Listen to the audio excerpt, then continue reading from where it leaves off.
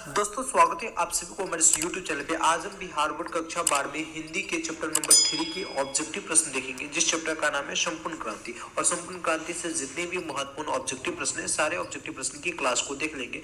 पिछले 2 वीडियो में हमने चैप्टर 1 चैप्टर 2 की क्लास दे चुका हूँ, तो आप सभी देख लीजिए अच्छे से, क्योंकि हम न्यू बैच स्टार्ट किए हुए और अच्छे से यदि अभी से ही हम लोग तैयारी करेंगे तो बहुत बेहतर हम अपने एग्जाम में प्रदर्शन कर सकते हैं। संपूर्ण क्रांति के लेखक कौन है, तो आप सभी को मालूम है, जयप्रकाश नारायण। इससे पहला प्रश्न कह रहा है कि दल विहीन लोकतंत्र किसके मूल उद्देश्यों में से एक है? साम्यवाद या मार्क्सवाद तथा लेनिनवाद या समाजवाद या अधिनायकवाद? तो याद रखना, दल विहीन लोकतंत्र किसके मूल उद्देश्यों में से है? तो आप सभी को याद रखना है मार्क्सवाद तथा लेनिनवाद। क्या हो जाएगा? मार्क्सवाद तथा लेनिनवाद। करेक्ट आप सभी एक का क्या बताओगे? बी बताओगे। क्वेश्चन नंबर दूसरा देखो, कह रहा है जयप्रकाश नारायण के बचपन का क्या नाम था? जयप्रकाश नारायण के बचपन का क्या नाम था? जैसे बचपन में आपका भी नाम अनेक हो सकता है, उसी प्रकार से जयप्रकाश जो नारायण थे, इसके बचपन का क्या नाम था? ददन, बबन, बाउल या दीना? तो ददन भी नहीं था, ना बबन था, ना दीना था। उनका नाम बचपन में बाउल उनको सब कहकर बुलाते थे। ठीक है, तो करेक्ट आपका क्या हो जाएगा? सी हो जाएगा। पुकारने वाला भी नाम क्या होगा? बाउल हो जाएगा।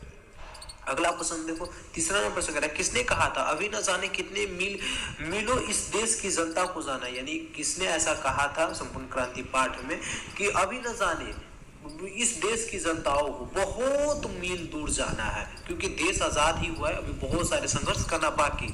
ऐसा किसने कहा था? महात्मा गांधी ने, डॉक्टर राजेंद्र प्रसाद ने, जवाहरलाल नेहरू ने या लाल बहादुर शास्त्री ने? तो तीसरा प्रश्न का करेक्ट सर आपका क्या जाएगा? पंडित जवाहरलाल नेहरू। करेक्ट सर आप सभी सी बताओगे। अगला प्रश्न पे चर्चा करते हैं आप सभी के साथ। चौथा नंबर प्रश्न काफी महत्वपूर्ण क्लास होगा। इस क्लास में हम लगभग 40 प्रश्न पे चर्चा करेंगे, तो वीडियो थोड़ा सा लंबा भी होगा। आप सभी अच्छे से देख लीजिए और अपनी तैयारी को खूब बेहतर कीजिए अभी से ही हमारे साथ मिलकर। ठीक है, और नए साथी जितने भी है आप सभी हमारे व्हाट्सएप ग्रुप में जरूर जुड़ेंगे। ठीक है, और किसी एक ही व्हाट्सएप ग्रुप में जुड़ेंगे, आपको डिस्क्रिप्शन में व्हाट्सएप ग्रुप का लिंक मिल जाएगा। चौथा नंबर प्रश्न देखिए, किस अस्पताल में दिनकर जी का निधन हुआ था? अपोलो अस्पताल या श्री राम नर्सिंग होम या PMCH पटना या वेल्डिंग नर्सिंग होम ने किस अस्पताल में रामधारी से दिनकर जी का निधन हुआ था?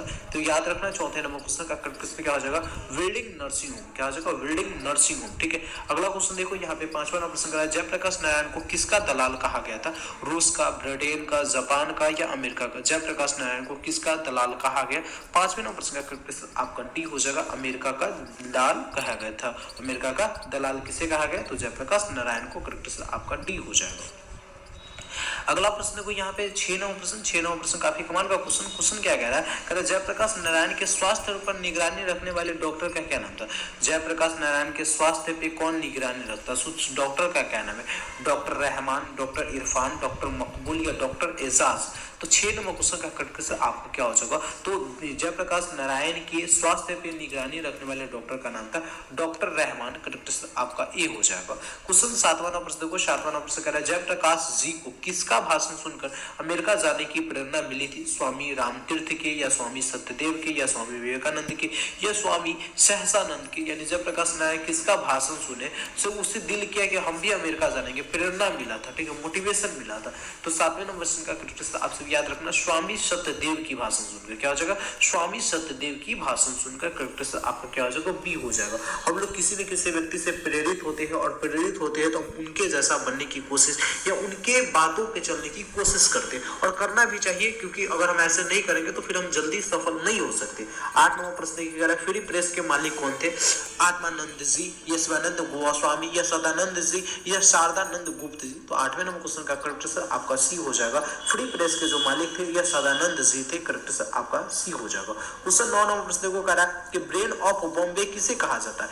ब्रेन ऑफ बॉम्बे किसे कहा जाता है? ऑप्शन ए कह रहा है उमाशंकर दीक्षित को, ऑप्शन बी में कह रहा है शीला दीक्षित को, ऑप्शन सी में कह रहा है सुरेंद्र दीक्षित को, और ऑप्शन डी में कह रहा है हृदय नारायण दीक्षित को। तो 9 नंबर क्वेश्चन का कट कर आपसे याद रखना है, ब्रेन ऑफ बॉम्बे जो किसे कहा जाता है? तो उमाशंकर दीक्षित को कहा जाता है। करेक्ट आपका ए हो जाएगा। देखिए, अगर अभी आप सभी से याद न हो तो आप सभी को क्या करना है, केवल वीडियो को 2 से 3 बार अच्छे से देखना है, क्योंकि कहा जाता है सुनने और देखने से सबसे जल्दी में और सबसे ज्यादा याद होता है। तो आप सभी हमारी आवाजों को सुन रहे, कुछ क्वेश्चन को देख रहे हैं तो आपको 100% गारंटी कि 1 से 2 बार वीडियो को देख लेंगे पूरा क्वेश्चन ही याद हो जाएगा। 10 नंबर प्रश्न देखिए कह रहा है जयप्रकाश नारायण ने आईएससी की परीक्षा यानी इंटर साइंस की परीक्षा कहां से दिया था? ऑप्शन ए में कह रहा है पटना कॉलेज, ऑप्शन बी में कह रहा है Patna science college, option C में कह रहा है हिंदू विश्वविद्यालय और ऑप्शन डी में कह रहा है बिहार विद्यापीठ। तो 10 नंबर क्वेश्चन का करेक्ट आंसर आपका क्या हो जाएगा? बिहार विद्यापीठ से। करेक्ट आंसर आप सभी क्या बताओगे? 10 का करेक्ट आंसर डी हो जाएगा। क्वेश्चन 11 नंबर प्रश्न कह रहा है लेनिन की मृत्यु कब हुई थी? लेनिन की मृत्यु कब हुई थी? 1925 में, 1932 में, 1938 में या 1924 में? तो लेनिन की जो मृत्यु हुआ था क्लास 10 में भी क्वेश्चन पढ़ने का मौका मिलता है। 1924 ईस्वी में लेनिन की मृत्यु हो गई थी। करेक्ट आंसर आपका डी हो जाएगा। क्वेश्चन यहाँ पे 12 नंबर प्रश्न देखो। 12 नंबर प्रश्न क्या पूछ रहा है? 12 नंबर प्रश्न कह रहा है कि जयप्रकाश जी यानी जयप्रकाश नारायण जी मार्क्सवादी कब बने थे? 1928 में, 1927 में, 1938 में या 1924 ईस्वी में? तो 12 नंबर प्रश्न का करेक्ट आंसर क्या हो जाएगा? जयप्रकाश जी मार्क्सवादी जो बने हुए थे या 1924 ईस्वी में बने हुए थे। करेक्ट आंसर आपका डी हो जाएगा 12 का। अरे चेहरे पर कितने दाग हो गए, स्किन कितनी डल लग रही है। हमें ना हर कोई राय देता है, आपका डी हो जाएगा 12 का। क्वेश्चन 13 नंबर प्रश्न कह रहा है फणीश्वर नाथ रेणु की पुस्तक है सत्यकाम कुरुक्षेत्र उस जनपद की कवि मैला आंचल। तो 13 का करेक्ट आंसर आपका क्या हो जाएगा? तो 13 नंबर प्रश्न का करेक्ट आंसर आपका डी हो जाएगा मैला आंचल। जितने भी छात्र नए चैनल पे विजिट कर रहे हैं चैनल को सब्सक्राइब कर बेल आइकन कॉल पे क्लिक कर लीजिए क्योंकि आपके सारे सब्जेक्ट की तैयारी इस चैनल पे कराया जाता है। क्वेश्चन देखिए यहाँ पे 14 नंबर प्रश्न कह रहा है कि 1974 में बिहार प्रदेश के मुख्यमंत्री कौन थे? 1974 में बिहार प्रदेश के मुख्यमंत्री कौन थे? कृष्ण वल्लभ सहाय या अब्दुल गफूर या अनुग्रह नारायण सिंह या महामाया प्रसाद। तो यहाँ पे 14 नंबर प्रश्न का करेक्ट आंसर आपका क्या हो जाएगा? 14 का करेक्ट आंसर आपका बी हो जाएगा अब्दुल गफूर। ठीक है, 1974 में बिहार के मुख्यमंत्री कौन थे? तो अब्दुल गफूर थे। करेक्ट आंसर आपसे बी बताओगे।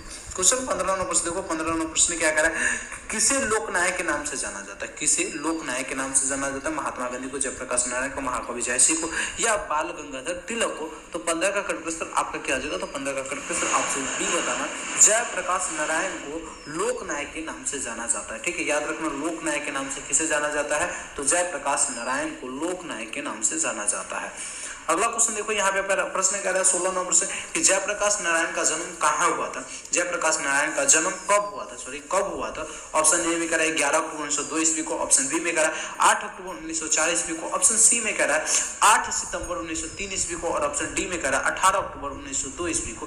तो 16 नंबर क्वेश्चन का करेक्ट आंसर आपका क्या हो जाएगा? ए हो जाएगा 11 अक्टूबर 1902 ईस्वी को जयप्रकाश नारायण जी का जन्म हुआ था। याद रखना ये करेक्ट आंसर हो जाएगा। क्वेश्चन 17 नंबर प्रश्न देखो। 17 नंबर प्रश्न क्या कह रहा है? जयप्रकाश नारायण की पत्नी का क्या नाम था? जयप्रकाश नारायण की पत्नी का क्या नाम था? देखिए आप सबको क्या करना है, हिंदी के बुक को चैप्टर बाय चैप्टर अच्छे से रीडिंग करना है। रीडिंग करेंगे ना तो आपकी तैयारी बहुत हायर एजुकेशन वाला हो जाएगा। ठीक है, तो जयप्रकाश नारायण की पत्नी का क्या नाम था? ऑप्शन ए में कह रहा है लीलावती देवी, ऑप्शन बी में कह रहा है अमरावती प्रभा, ऑप्शन सी में कह रहा है प्रभावती देवी और ऑप्शन डी में कह रहा है प्रभा सिंह। तो 17 नंबर प्रश्न का मेरे प्यारे साथियों करेक्ट आंसर आपका क्या हो जाएगा? सी हो जाएगा। प्रभावती देवी क्या हो जाएगा? प्रकाश नारायण की पत्नी का नाम पूछे तो प्रभावती देवी। करेक्ट आंसर आपसे क्या बताओगे? सी बताना। क्वेश्चन देखो यहाँ पे 18 नंबर प्रश्न कह रहा है कि रिकंस्ट्रक्शन ऑफ इंडियन पॉलिटी किसकी रचना? ये एक पुस्तक, ठीक है, पुस्तक का नाम क्या है? रिकंस्ट्रक्शन ऑफ इंडियन पॉलिटी, जो किसके द्वारा रचित है? जवाहरलाल नेहरू द्वारा या राम मनोहर लोहिया द्वारा या मदन मोहन मालवीय द्वारा या जयप्रकाश नारायण द्वारा? तो याद रखना रिकंस्ट्रक्शन ऑफ इंडियन पॉलिटी है, जिसके रचयिता कौन है? तो जयप्रकाश नारायण है। करेक्ट आंसर आपका क्या हो जाएगा? डी हो जाएगा। क्वेश्चन 19 नंबर प्रश्न कर प्रजा सोशलिस्ट पार्टी का गठन कब हुआ? प्रजा सोशलिस्ट पार्टी का गठन कब हुआ? तो 1952 ईस्वी में हुआ था। कब हुआ था? 1952 ईस्वी में। करेक्ट आंसर आपका ए हो जाएगा। क्वेश्चन यहाँ पे 20 नंबर प्रश्न। 20 नंबर प्रश्न को करा है जयप्रकाश नारायण को भारत रत्न की उपाधि कब दी गई? जयप्रकाश नारायण को भारत रत्न की उपाधि कब दी गई? ऑप्शन 1990 में, 1998 में, 1978 में या 1974 ईस्वी में? तो 20 नंबर क्वेश्चन का करेक्ट आंसर आपका बी हो जाएगा। 1998 ईस्वी में जयप्रकाश नारायण जी को भारत रत्न की उपाधि दिया गया था। करेक्ट आंसर आपका क्या हो जाएगा? बी हो जाएगा। क्वेश्चन 21 नंबर प्रश्न को काफी कमाल का क्वेश्चन क्या कह रहा है? क्वेश्चन कह रहा है कि जयप्रकाश नारायण को भारत की जनता किस नाम से याद करती है? जयप्रकाश नारायण को भारत की जनता किस नाम से? तो लोकनायक के नाम से। क्या हो जाएगा? लोकनायक के नाम से याद करती है। जननायक के नाम से कर्पूरी ठाकुर को याद करती है, लोकनायक के नाम से हमारे जयप्रकाश नारायण जी को याद करता है। अगला क्वेश्चन देखो, यहाँ पे कह रहा है 22 नंबर क्वेश्चन। 22 नंबर प्रश्न क्या कह रहा है? 22 नंबर प्रश्न काफी कमाल का क्वेश्चन कह रहा है, जयप्रकाश नारायण ने संपूर्ण क्रांति वाला ऐतिहासिक भाषण कब और कहां दिया था? जो ऐतिहासिक भाषण है इस चैप्टर में दिया गया, वह भाषण कब और कहां जयप्रकाश नारायण जी ने दिया था? इलाहाबाद में 5 जून 1974 को, गलत हो जाएगा। रांची में 5 जून 1975 को, ये भी गलत हो जाएगा। जमशेदपुर में 5 जून 1973 में, ये भी गलत हो जाएगा। पटना में 5 जून 1974 ईस्वी को जयप्रकाश नारायण ने संपूर्ण क्रांति में ऐतिहासिक भाषण दिया था गांधी मैदान में। ठीक है, पटना के गांधी मैदान में। करेक्ट आंसर आपका क्या हो जाएगा? डी हो जाएगा। अगला प्रश्न देखो, यहाँ पे 23 नंबर प्रश्न। 23 नंबर प्रश्न क्या करे?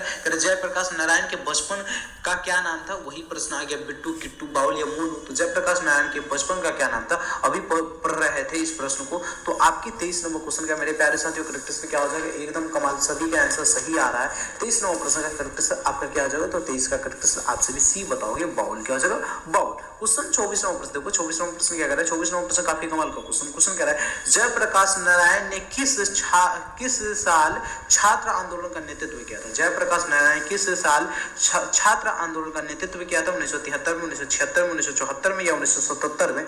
तो आपके 24 नंबर क्वेश्चन का करेक्ट आंसर क्या हो जाएगा? सी हो जाएगा, 1974 ईस्वी में। क्या हो जाएगा? 1974 ईस्वी में। अगला क्वेश्चन देखो, यहाँ पे 25 नंबर प्रश्न। 25 नंबर प्रश्न क्या कह रहा है? जयप्रकाश नारायण के पिताजी का क्या नाम था? जयप्रकाश नारायण के पिताजी का क्या नाम था? दीनदयाल, हर्षुदयाल, रामदयाल या सर्वेश्वर दयाल? तो आपकी 25 नंबर क्वेश्चन का करेक्ट आंसर क्या हो जाएगा? तो 25 नंबर क्वेश्चन का मेरे प्यारे साथियों करेक्ट आंसर आपका बी हो जाएगा, हर्षुदयाल। क्या हो जाएगा? हर्षुदयाल करेक्ट आंसर हो जाएगा। क्वेश्चन 26 नंबर प्रश्न देखो, 26 नंबर प्रश्न क्या कह रहा है? जयप्रकाश नारायण द्वारा रचित पाठ का क्या नाम है निम्नलिखित में से? तो उसने कहा था नहीं, जूठा नहीं, शिक्षा नहीं, संपूर्ण क्रांति। क्या हो जाएगा? अभी हम चैप्टर नंबर 3 पर, जिस चैप्टर का नाम है संपूर्ण क्रांति, और संपूर्ण क्रांति किसके द्वारा रचित है? तो जयप्रकाश नारायण द्वारा, इसलिए करेक्ट आंसर आपका क्या हो जाएगा? सी हो जाएगा। क्वेश्चन 27 नंबर प्रश्न को करे, संपूर्ण क्रांति क्या है? संपूर्ण क्रांति एक प्रकार का क्या निबंध है? बिल्कुल नहीं, कहानी नहीं, भाषण है। एक प्रकार का क्या है? भाषण है। तो करेक्ट आंसर आपका 27 का क्या हो जाएगा? 27 का करेक्ट आंसर आपका बी हो जाएगा। क्वेश्चन 28 नंबर प्रश्न देखो, 28 नंबर प्रश्न क्या कर रहा है? संपूर्ण क्रांति किसकी रचना है? राम मनोहर लोहिया की? बिल्कुल नहीं। डॉक्टर अंबेडकर की? बिल्कुल। कर्पूरी ठाकुर की? बिल्कुल नहीं। संपूर्ण क्रांति जो जयप्रकाश नारायण की रचना है। करेक्ट आंसर आपका डी हो जाएगा। क्वेश्चन 29 नंबर प्रश्न को कर रहा है, संपूर्ण क्रांति पाठ में दिया गया भाषण किसका है? जयप्रकाश नारायण का, रामधारी सिंह का, भगत सिंह का, या इनमें से कोई नहीं? तो संपूर्ण क्रांति में जो दिया गया भाषण ये जयप्रकाश नारायण का ही। यानी देखो, एक क्वेश्चन को ना कई तरीके से आपके एग्जाम में पूछेगा। यदि आप अच्छे से हर एक वीडियो की तैयारी कर लेंगे ना, तो मैं विश्वास के साथ कह सकता हूं कि यार हिंदी में एक भी क्वेश्चन आप अपने एग्जाम में छोड़कर नहीं आएंगे, क्योंकि मैंने आपसे भी वादा किया, हिंदी पढ़ाऊंगा, हिंदी व्याकरण पढ़ाऊंगा, सब कुछ पढ़ा दूंगा, जिससे आपसे भी अपने एग्जाम में बहुत बेहतर प्रदर्शन करेंगे, एकदम 100%। यहाँ पे देखो 30 नंबर प्रश्न कह रहा है, जयप्रकाश नारायण जी का जन्म कहाँ हुआ था? राघोपुर दियारा में, सिताब दियारा में, बलिया में या छपरा में? तो आपका करेक्ट आंसर क्या हो जाएगा? 30 नंबर क्वेश्चन का करेक्ट आंसर आप सभी बताओगे बी, सिताब दियारा में हुआ था जयप्रकाश नारायण जी का जन्म। करेक्ट आंसर क्या हो जाएगा? बी हो जाएगा, याद रखना। अगला प्रश्न पे आइए चर्चा करते हैं 31 नंबर क्वेश्चन देखिए। 31 नंबर प्रश्न कह रहा है कि 1974 में छात्र आंदोलन का नेतृत्व किसने किया था? 1974 ईस्वी में छात्र आंदोलन का नेतृत्व किसने किया था? जॉर्ज फर्नांडिस ने, देवीलाल ने, कर्पूरी ठाकुर ने या जयप्रकाश नारायण ने? तो 31 का करेक्ट आंसर आपका क्या हो जाएगा? 31 नंबर क्वेश्चन का करेक्ट आंसर आपका डी हो जाएगा, जयप्रकाश नारायण। 32 नंबर प्रश्न को कह रहा है, संपूर्ण क्रांति की शुरुआत कब हुई थी? संपूर्ण क्रांति की शुरुआत कब हुई थी? 1974 में, 1975 में, 1976 में या 1977 ईस्वी में? तो 32 का करेक्ट आंसर आपका क्या हो जाएगा? ए हो जाएगा, 1974 ईस्वी में संपूर्ण क्रांति की शुरुआत हुई थी। करेक्ट आंसर क्या बताओगे? ए बताओगे। अगला क्वेश्चन देखो यहाँ पे 33 नंबर क्वेश्चन। 33 नंबर प्रश्न क्या कह रहा है? 33 नंबर प्रश्न कह रहा है, जयप्रकाश नारायण को समाज सेवा के लिए किस पुरस्कार से सम्मानित किया गया था? जयप्रकाश नारायण जो समाज सेवा कर रहे थे, इसके लिए उसे पुरस्कार से सम्मानित किया गया था। कौन से ऐसे पुरस्कार? पुरस्कार का क्या नाम था? अर्जुन पुरस्कार? बिल्कुल नहीं। नोबेल पुरस्कार? बिल्कुल नहीं। गांधी सम्मान? बिल्कुल नहीं। मैक्स से सम्मान? क्या हो जाएगा? मैक्स से सम्मान। याद रखना, 33 का करेक्ट आंसर आपका क्या हो जाएगा? सी हो जाएगा। 34 नंबर क्वेश्चन देखो, 34 नंबर प्रश्न कह रहा है कि जयप्रकाश नारायण मद्रास में अपने किस मित्र के साथ रुके थे? जयप्रकाश नारायण जब मद्रास गए थे तो अपने किस मित्र के साथ रुके थे? गंगा बाबू, ऑप्शन बी में कह रहा है दिनकर जी, ऑप्शन सी में कह रहा है ईश्वर अय्यर, और ऑप्शन डी में कह रहा है भगवान अय्यर। तो आपकी करेक्ट आंसर 34 का क्या हो जाएगा? 34 नंबर क्वेश्चन का करेक्ट आंसर आपका सी हो जाएगा, ईश्वर अय्यर के साथ रुके हुए थे। कहां? मद्रास में।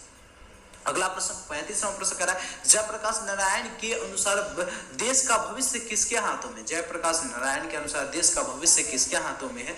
तो देखिए देश का भविष्य हम लोग भी जानते हैं किसके हाथ में, और जयप्रकाश नारायण जी ने भी बताया नेताओं के हाथ में, बिल्कुल नहीं, नई पीढ़ियों के हाथ में। क्या नई पीढ़ियों का यानी युवाओं के हाथ में देश का भविष्य। युवा जिस प्रकार से, जैसे आप लोग पढ़ रहे हैं, आप लोग जिस प्रकार से देश को बनाना चाहेंगे उस प्रकार से यह देश बन सकता है, यह राज्य बन सकता है, आप बना सकते हैं। यदि आप ही अच्छे नहीं करेंगे तो फिर हमारा देश बेहतर नहीं बन सकता। यानी देश का जो भविष्य है, कैसा देश होगा, बेहतर देश होगा या बुरा हो जाएगा, इस सबका जो भविष्य है, देश का भविष्य, ये नई पीढ़ियों के हाथों में होता है। ठीक है, इसलिए कहा जाता है कि नई पीढ़ियों को पढ़ना चाहिए, अच्छे से, खूब अच्छे से पढ़ाई करना चाहिए, साथ में अलग अलग कार्य भी करना चाहिए जो देश को बेहतर प्रदर्शन यानी बेहतर नाम दिला सके, वो वाले काम सब करना चाहिए। 36वां प्रश्न देखो करा है दिनकर जी को किसके घर पे दिल का दौरा पड़ा था। दिनकर जी को किसके घर, यानी रामधारी सिंह दिनकर को किसके घर पे दिल का दौरा पड़ा था।